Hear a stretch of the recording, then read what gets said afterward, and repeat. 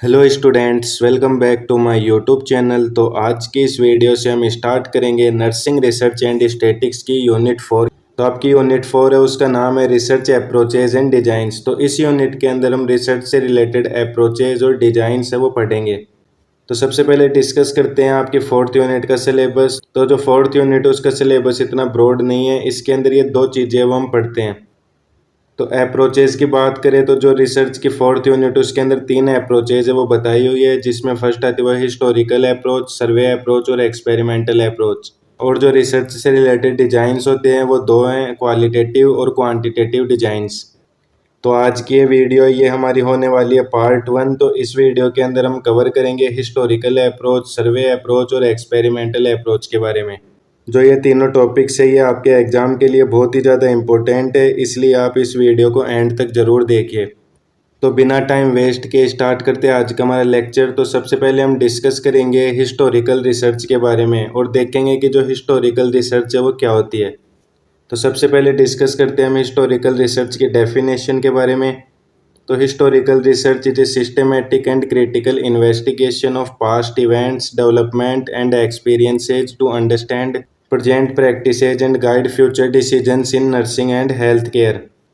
तो फ्रेंड्स, जो historical research है वो एक ऐसी रिसर्च है जिसके अंदर जो रिसर्चर होता है वो पास्ट इवेंट्स और जो एक्सपीरियंसेज होते हैं उनको सिस्टमेटिकली स्टडी करता है। इसमें जो रिसर्चर होता है उसका एम होता है जो पुराने एक्सपीरियंस है या जो पास्ट एक्सपीरियंस है उनको समझना, और जो प्रेजेंट प्रैक्टिसेज है उनको एक्सप्लेन करना, और जो फ्यूचर डिसीजंस है उनको इम्प्रूव करना। तो फ्रेंड्स, इस डेफिनेशन के अंदर दो टर्म है वो आते हैं, एक है सिस्टमेटिक और एक है क्रिटिकल एग्जामिनेशन। तो सिस्टमेटिक का मतलब होता है कि जो हम हिस्टोरिकल रिसर्च करेंगे वो स्टेप बाय स्टेप होगी, और क्रिटिकल इन्वेस्टिगेशन है, इसका मतलब होता है कि जो भी हम पास्ट इंफॉर्मेशन कलेक्ट करेंगे उसको केयरफुली एग्जामिन करना है और उसे एनालिसिस भी करना है। फॉर एग्जाम्पल, जो नर्सिंग प्रोफेशन है उसका डेवलपमेंट कैसे हुआ, तो इस टॉपिक पर अगर हम स्टडी करते हैं तो ये हिस्टोरिकल रिसर्च का ही एक एग्जाम्पल है। डेफिनेशन के बाद में अब हम डिस्कस करते हैं जो हिस्टोरिकल रिसर्च है उसके पर्पज यानी उसके उद्देश्यों के बारे में। तो फर्स्ट पर्पज आता है वो है to trace the development of nursing profession. तो जो हिस्टोरिकल रिसर्च है उसका पर्पज होता है नर्सिंग प्रोफेशन की हिस्ट्री और उसकी ग्रोथ को समझना। सेकंड पर्पज है वो है to evaluate past health care policies and programs. तो हिस्टोरिकल रिसर्च में पास्ट हेल्थ केयर पॉलिसीज और जो प्रोग्राम्स होते हैं वो कितने इफ़ेक्टिव थे वो चेक किया जाता है, यानी कौन कौन से प्रोग्राम्स हैं नर्सिंग के वो सक्सेसफुल हैं, और अगर सक्सेसफुल नहीं है तो उनके अंदर क्या इम्प्रूवमेंट करने की हमें ज़रूरत है। थर्ड पर्पज वो है to identify trends and patterns in health care. तो इसका मतलब है कि जो हमारी हिस्टोरिकल रिसर्च होती है वो हेल्थ केयर या हॉस्पिटल में जो रिपीटेटेड ट्रेंड्स होते हैं और जो पैटर्न्स होते हैं उनको आइडेंटिफाई करती है। फोर्थ पर्पज है वो है to provide a basis for future planning. तो इसका मतलब है कि जो हमारी हिस्टोरिकल रिसर्च है वो पास्ट एक्सपीरियंसेस से लर्निंग लेकर फ्यूचर हेल्थ केयर प्लानिंग है वो इम्प्रूव करते हैं। तो जो हिस्टोरिकल रिसर्च है उसको करने का मेन कारण होता है कि जो हमारी पुरानी पॉलिसीज और जो प्रोग्राम्स और जो हमारी नर्सिंग प्रैक्टिस है उनको हम एविडेंस बेस्ड प्रैक्टिस के थ्रू चेंज कर पाए, यानी इफेक्टिव चीज़ें कर पाएँ। पर्पजेज के बाद में अब हम डिस्कस करते हैं जो हमारा हिस्टोरिकल रिसर्च है उसके सोर्सेज के बारे में, कि जो भी हम हिस्ट्री का डाटा कलेक्ट करते हैं वो कहाँ से करते हैं। तो सोर्सेज के अंदर पहला सोर्स आता है वो है प्राइमरी सोर्सेज, जिसके अंदर इंक्लूड किए गए हैं original documents, letters, diaries, reports. तो जो प्राइमरी सोर्स होता है उसके अंदर ओरिजिनल और फर्स्ट हैंड इंफॉर्मेशन है वो हमें प्रोवाइड होती है, जैसे लेटर्स के थ्रू, डायरीज के थ्रू या फिर रिपोर्ट्स के थ्रू। सेकंड प्राइमरी सोर्स है वो है गवर्नमेंट रिकॉर्ड्स।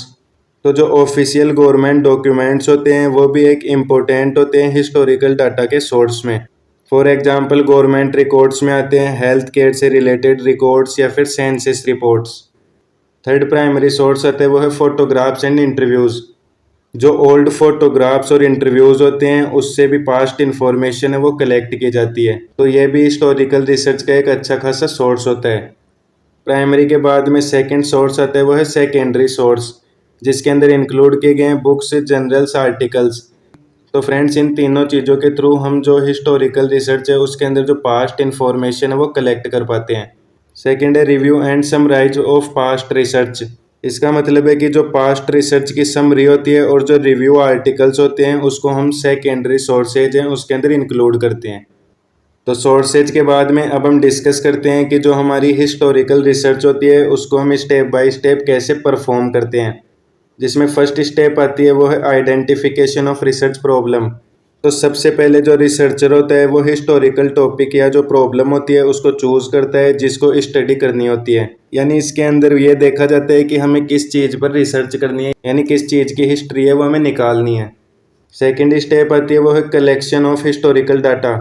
तो इस स्टेप में क्या होती है, जो हिस्टोरिकल डाटा है उसको कलेक्ट किया जाता है, यानी जो पास्ट इंफॉर्मेशन और जो रिकॉर्ड्स होते हैं उनको कलेक्ट किया जाता है। थर्ड स्टेप आती है वो इवाल्युएशन ऑफ ऑथेंटिसिटी। जो भी हमने डाटा कलेक्ट किया है उसको वेरीफाई किया जाता है कि जो डाटा है वो जेन्युइन है या फिर एक्यूरेट है या नहीं है।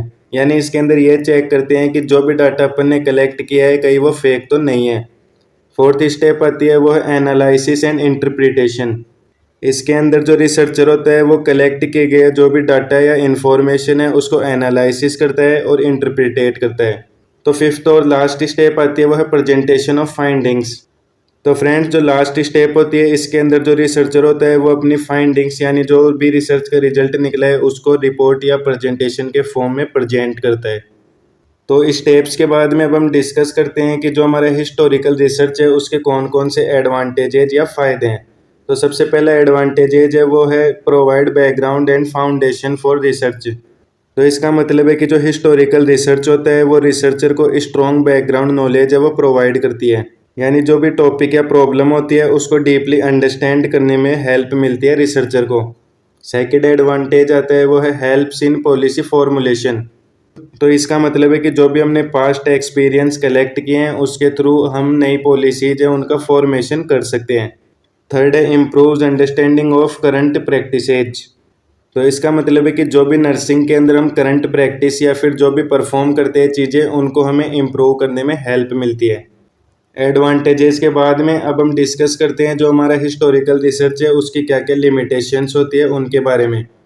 तो फर्स्ट लिमिटेशन आती है वो है इनकम्प्लीट और मिसिंग डाटा। तो इसका मतलब है कि कभी कभी क्या होता है, जो ओल्ड रिकॉर्ड्स है वो कंप्लीट अवेलेबल नहीं होते हैं।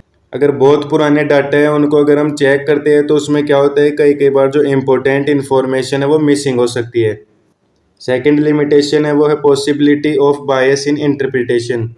इसका मतलब है कि जो रिसर्चर होता है जो भी कलेक्टेड डाटा है उसको अपने प्रोस्पेक्टिव से इंटरप्रिटेट करता है। थर्ड लिमिटेशन आती है वो है टाइम कंज्यूमिंग प्रोसेस। इसका मतलब है कि जो भी हिस्टोरिकल डाटा को हम कलेक्ट करते हैं और वेरीफाई करते हैं तो उसके अंदर बहुत ज़्यादा टाइम है वो कंज्यूम हो जाता है। इसके अंदर ज़्यादा टाइम कंज्यूम इसलिए होता है क्योंकि हिस्टोरिकल डाटा को कलेक्ट करने के लिए हमें ओल्ड रिकॉर्ड्स हैं उनको सर्च करना पड़ता है जो कि बहुत ज़्यादा डिफ़िकल्ट होते हैं या फिर इजीली अवेलेबल है वो नहीं होते हैं। तो हिस्टोरिकल रिसर्च के बाद में नेक्स्ट हमारा रिसर्च आता है वो है सर्वे रिसर्च। तो हम देखते हैं कि जो सर्वे रिसर्च है वो क्या होता है। तो सबसे पहले डिस्कस करते हैं हम इसकी डेफिनेशन के बारे में। तो survey research is a method of collecting data from a population to describe their characteristic opinions attitudes और बिहेवियर्स। तो फ्रेंड्स, जो सर्वे रिसर्च होती है वो एक ऐसी रिसर्च मेथड है जिसमें जो रिसर्चर है वो बहुत सारे लोगों से इंफॉर्मेशन है वो कलेक्ट करता है। तो सर्वे रिसर्च वो क्यों किया जाता है, ताकि इससे हमें पता चल सके कि जो भी पीपुल्स हैं उनके कैरेक्टरिस्टिक क्या हैं, ओपिनियंस क्या है, एटीट्यूड क्या है और उनके बिहेवियर को हम कैसे समझ सकते हैं। यूजुअली जो सर्वेज होते हैं वो क्वेश्चनरी या फिर इंटरव्यू के थ्रू कंडक्ट किए जाते हैं। सर्वे रिसर्च की डेफिनेशन के बाद में अब हम डिस्कस करते हैं कि जो हमारा सर्वे रिसर्च होता है उसके क्या क्या पर्पज होते हैं। तो फर्स्ट पर्पज आता है वो है to assess health status, knowledge, attitudes and practices. यानी सर्वे रिसर्च के थ्रू लोगों की हेल्थ कंडीशन, उनका नॉलेज, उनका एटीट्यूड और उनकी डेली प्रैक्टिसेज है वो असेस किए जाते हैं। सेकंड पर्पज आता है वो है to identify relationships between variables. तो इसका मतलब है कि सर्वे मेथड के थ्रू दो या दो से ज़्यादा जो वेरिएबल्स होते हैं उनके बीच में जो रिलेशनशिप होता है उसको आइडेंटिफाई किया जाता है। थर्ड पर्पज आता है वो है to gather large scale information. इसका मतलब है कि सर्वे रिसर्च के थ्रू हम लार्ज पॉपुलेशन से इंफॉर्मेशन कलेक्ट कर पाते हैं। पर्पज के बाद में अब हम डिस्कस करते हैं जो हमारा सर्वे रिसर्च होता है उसके टाइप्स के बारे में। तो जो हमारा सर्वे रिसर्च होता है उसके मेनली दो ही टाइप्स होते हैं, जिसमें फर्स्ट टाइप आता है वो है descriptive survey. This survey describe current conditions. तो फ्रेंड्स, जो हमारा डेस्क्रिप्टिव सर्वे होता है वो हमें प्रेजेंट सिचुएशन को डेस्क्राइब करता है कि प्रेजेंट टाइम में क्या क्या चीज़ें वो चल रही है या क्या क्या चीज़ें हो रही है।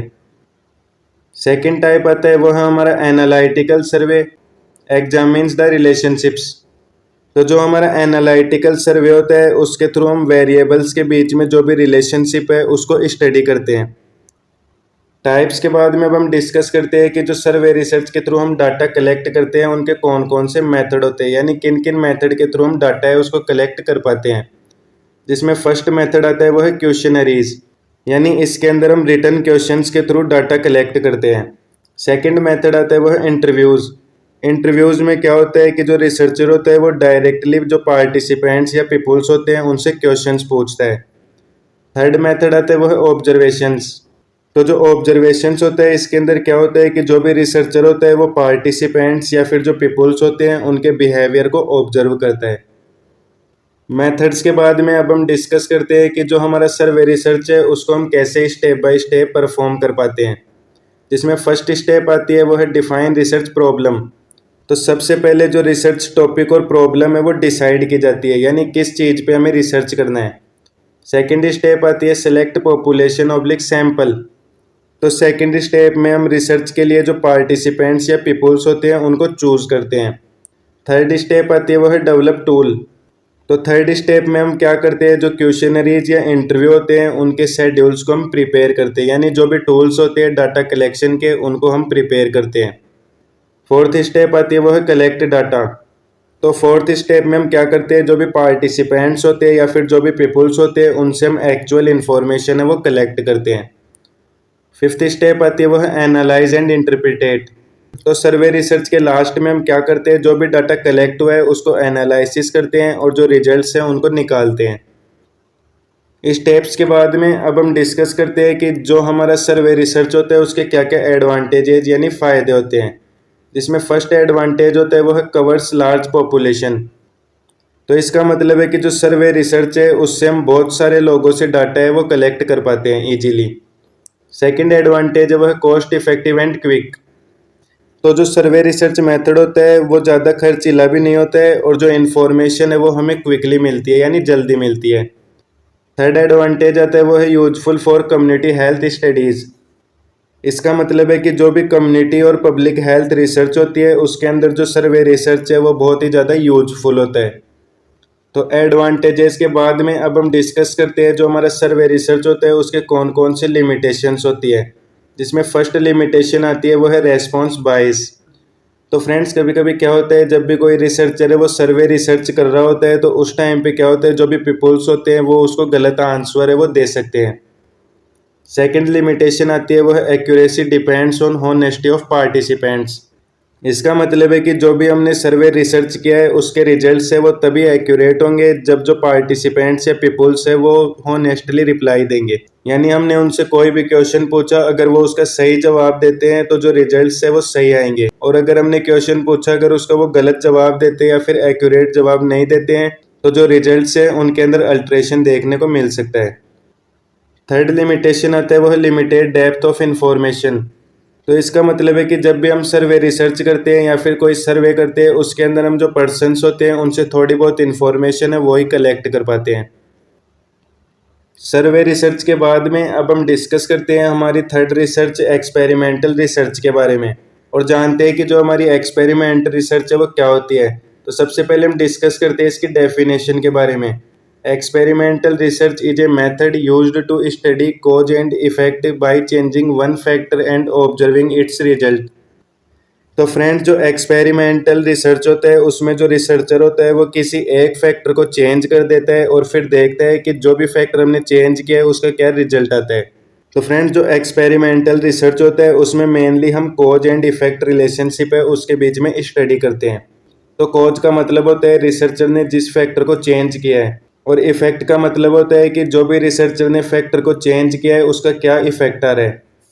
Simple mean if we give treatment what will be happen. तो सिंपल वर्ड्स में बताऊं तो इसका मतलब है कि अगर हम कुछ चेंज करते हैं तो उसका क्या इफेक्ट होगा, ये हम एक्सपेरिमेंटल रिसर्च है उसके अंदर देखते हैं। तो इस एग्जाम्पल में सिंपल सा मतलब है कि जो रिसर्चर होता है वो ट्रीटमेंट या इंटरवेंशन है वो देता है और देखता है कि उसके बाद में जो रिजल्ट्स है वो क्या होते हैं। फॉर एग्जाम्पल कोई भी न्यू मेडिसिन आई है तो उस मेडिसिन का हम किसी पेशेंट के अंदर एक्सपेरिमेंट करते हैं और देखते हैं कि पेशेंट की रिकवरी है वो फास्ट हुई है या नहीं हुई है। डेफिनेशन के बाद में अब हम डिस्कस करते हैं जो हमारा एक्सपेरिमेंटल रिसर्च होता है उसके बेसिक कंसेप्ट्स के बारे में, जिसमें फर्स्ट आता है कंसेप्ट वो है independent variable, what we change, example medicine.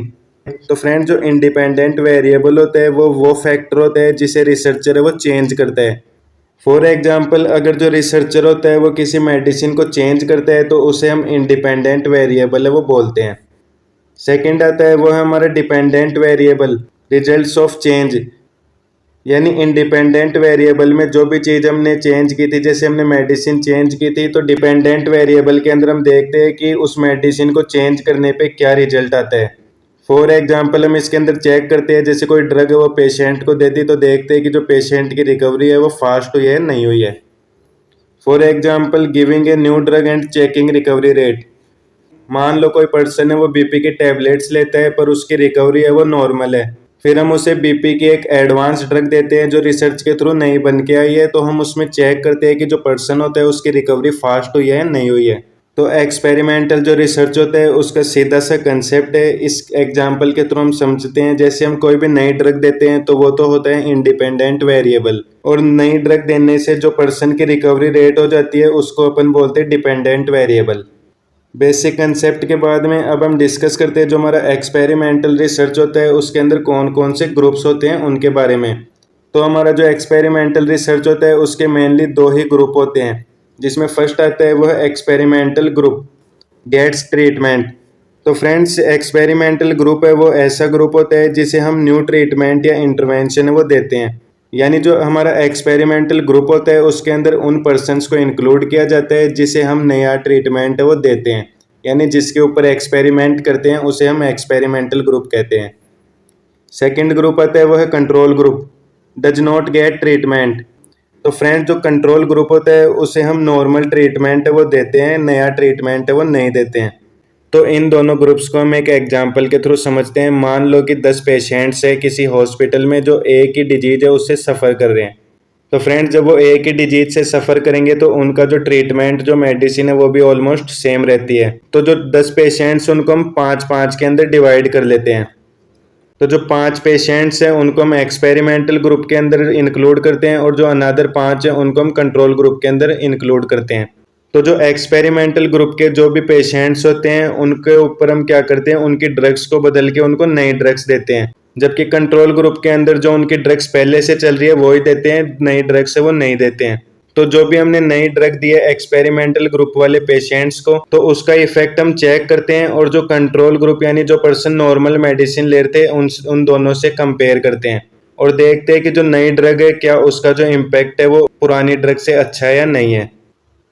Groups के बाद में अब हम डिस्कस करते हैं कि जो हमारा एक्सपेरिमेंटल रिसर्च होता है उसके कौन कौन से टाइप्स होते हैं, जिसमें फर्स्ट टाइप आता है वो है हमारा pre experimental design, very simple type. तो जो हमारा प्री एक्सपेरिमेंटल डिजाइन होता है वो एक्सपेरिमेंटल रिसर्च का बेसिक और सिंपल फॉर्म होता है, यानी वेरी सिंपल टाइप होता है। नो कंट्रोल ग्रुप और नो रैंडमाइजेशन। तो जो हमारा प्री एक्सपेरिमेंटल डिजाइन होता है इसमें यूजुअली कंट्रोल ग्रुप है वो नहीं होता है, रैंडम सिलेक्शन है वो भी नहीं होता है। For example teaching students and testing them after.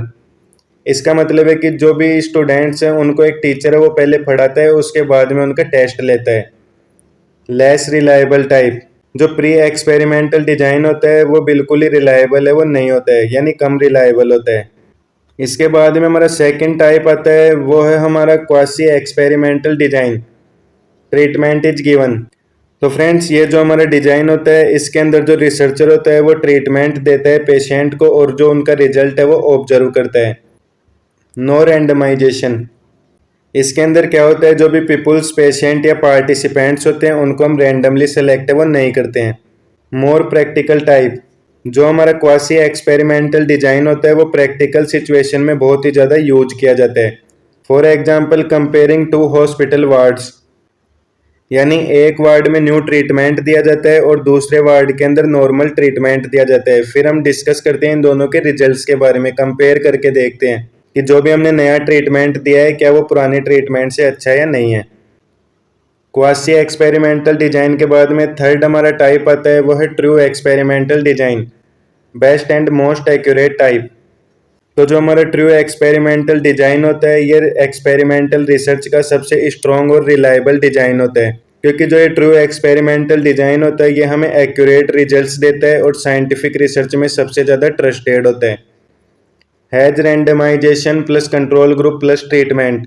जो हमारा ट्रू एक्सपेरिमेंटल डिजाइन होता है उसके अंदर 3 इंपॉर्टेंट थिंग्स होती है, जिसमें फर्स्ट आता है वो है रैंडमाइजेशन। इसका मतलब है कि जो भी पार्टिसिपेंट्स या फिर जो भी पीपल्स है इसके अंदर रैंडमली सिलेक्ट होते हैं। सेकंड है कंट्रोल ग्रुप। तो कंट्रोल ग्रुप का मतलब है कि लास्ट में हम इसके अंदर जो कंपैरिजन होता है वो चेक करते हैं कि नए और पुराना ट्रीटमेंट देने में क्या डिफरेंस है, क्या फ़ायदा है। और थर्ड है वो है ट्रीटमेंट। तो ट्रीटमेंट के अंदर क्या किया जाता है, जो भी एक्सपेरिमेंटल ग्रुप होता है उसको इंटरवेंशन दिया जाता है, also known as gold standard. तो जो ट्रू एक्सपेरिमेंटल डिजाइन होता है उसे हम गोल्ड स्टैंडर्ड भी बोलते हैं, क्योंकि इसके थ्रू सबसे एक्यूरेट और रिलायबल डाटा है वो हमें प्राप्त होता है। एग्जाम्पल ड्रग ट्रायल्स, नई मेडिसिन का एक्सपेरिमेंट करने के लिए जो ट्रू एक्सपेरिमेंटल डिजाइन है वो यूज होता है। टाइप्स के बाद में अब हम डिस्कस करते हैं हमारा जो एक्सपेरिमेंटल रिसर्च है उसके एडवांटेजेस यानी फ़ायदों के बारे में, जिसमें फर्स्ट एडवांटेज आता है वो है show clear cause effect relationship. तो एक्सपेरिमेंटल रिसर्च है वो ये क्लियरली बताती है कि किस फैक्टर की वजह से हमें क्या रिजल्ट से वो चेंज मिलता है। फॉर एग्जांपल नई मेडिसिन हमने किसी पेशेंट को दी और लास्ट में हम ये चेक करते हैं कि जो पेशेंट की रिकवरी है वो इम्प्रूव हुई है या नहीं हुई है। सेकेंड एडवांटेज आता है वो है गिव एक्यूरेट रिजल्ट्स। तो फ्रेंड्स जो हमारा एक्सपेरिमेंटल रिसर्च होता है और उसके अंदर भी जो ट्रू एक्सपेरिमेंटल डिजाइन होता है उसके अंदर कंट्रोल और रैंडमाइजेशन होता है, जिसकी वजह से जो उसके रिजल्ट्स होते हैं वो ज़्यादा रिलायबल और एक्यूरेट होते हैं। एडवांटेजेस के बाद में अब हम डिस्कस करते हैं एक्सपेरिमेंटल रिसर्च है उसके लिमिटेशंस के बारे में, जिसमें फर्स्ट लिमिटेशन आती है वो है एक्सपेंसिव। तो इसका मतलब है कि जो एक्सपेरिमेंटल स्टडी या एक्सपेरिमेंटल हम जो रिसर्च करते हैं उसको कंडक्ट करने में ज़्यादा पैसा लगता है, ज़्यादा इक्विपमेंट लगते हैं और ज़्यादा स्टाफ है वो भी लगते हैं, जिससे जो एक्सपेरिमेंटल रिसर्च है उसको करने की जो कॉस्ट होती है वो बहुत ज़्यादा होती है। सेकेंड लिमिटेशन आती है वो है टाइम कंज्यूमिंग। तो फ्रेंड्स जो भी हमारा एक्सपेरिमेंटल रिसर्च होता है उसको कंप्लीट करने में बहुत ज़्यादा टाइम लगता है, क्योंकि इसके अंदर हम डाटा कलेक्ट करते हैं, उसको ऑब्जर्व करते हैं और एनालिसिस करते हैं, तो इसे हम टाइम कंज्यूमिंग रिसर्च भी बोलते हैं। थर्ड लिमिटेशन आती है वो है एथिकल इश्यूज। इसका मतलब है कि एक्सपेरिमेंटल रिसर्च के अंदर कभी कभी ट्रीटमेंट देना या फिर कंट्रोल ग्रुप्स बनाना एथिकल प्रॉब्लम्स वो क्रिएट कर सकता है। फॉर एग्जांपल हम नॉर्मल पेशेंट की बजाय कोई सीरियस पेशेंट है उस पर एक्सपेरिमेंट करें तो वो जो हमारे नर्सिंग के एथिक्स है उसके खिलाफ होता है।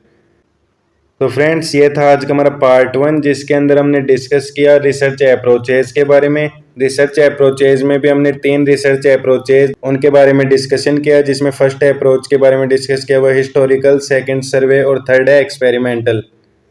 तो इसी के साथ जो हमारी रिसर्च से रिलेटेड अप्रोचेज है वो आपके सिलेबस के अकॉर्डिंग है वो कंप्लीट हो चुकी है।